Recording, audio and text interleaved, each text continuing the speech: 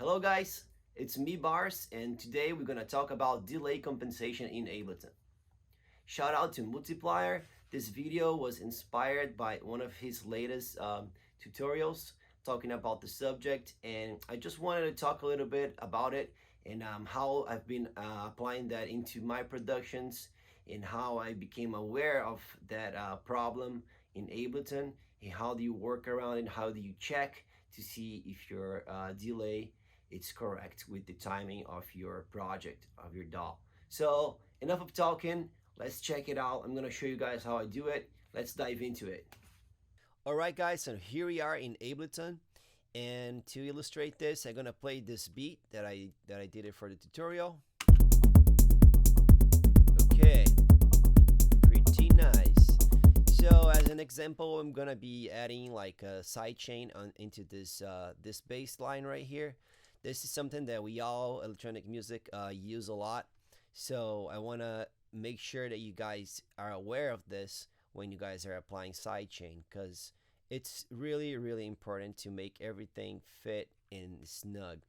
So here we go. In this case, how do you identify that? When you have your plugin chain, here in this case, I put it this 1176 from UAD, and when you hover your mouse on top of it, you see there on the bottom, left bottom, latency 320 samples. That means 6.7 milliseconds. When you hover over here on sampler, you see 0 latency, or an LFO2, 0 latency.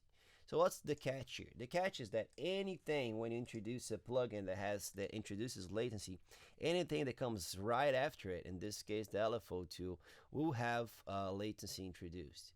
And if it's a plugin that it's like synced, let's say LFO2 that is like synced with a grid, or let's say a delay, or like an oscilloscope that shows you the waveform with the grid, all that's gonna have latency introduced, and for some weird reason Ableton doesn't compensate that.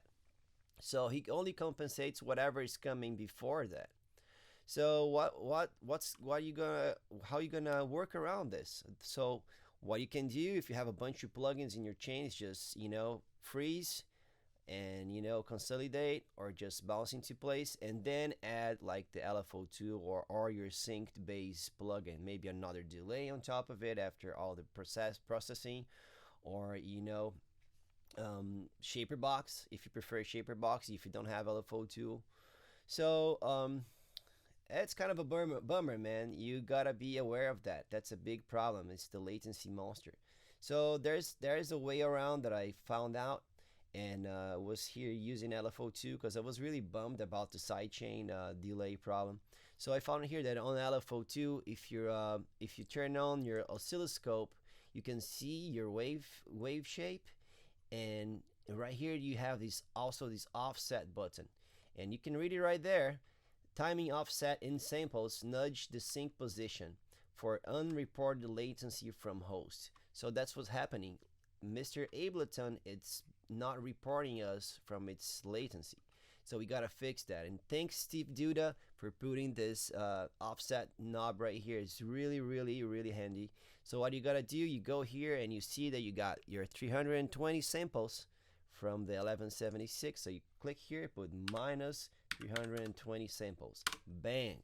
And that now should nudge the grid back in place and have your LFO2 now synced again with the new introduced latency. So let's hear it.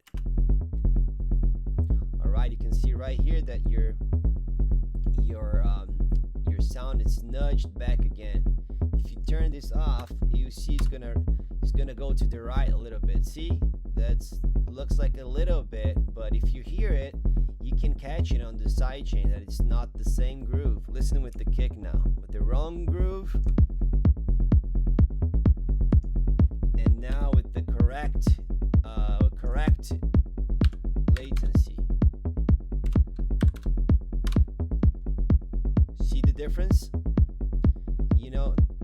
You can see it, but you should hear it. So it's sometimes when you're starting out, or if you're not aware of it, you don't catch stuff like this. You don't catch it. You don't even think about it. You think that this will be already taken care for you. So other softwares like Logic or maybe Pro Tools, I heard that they all compensate. You don't have this problem, but for some weird reason, it's Ableton is like that, and it's a problem. I think they should have fixed that on Ableton 11. Still not done. So be aware of it. You know, be smart. Check all your channels. Always check your latency. Be aware of what you're dropping in front of all of these heavy plugins, and be a happy camper. Make some synced music. Make your music fit. And this was it. So if you guys have any questions, let me know. And let's go. It's me, Bars. Thank you. Don't forget to like and subscribe. And see you on the next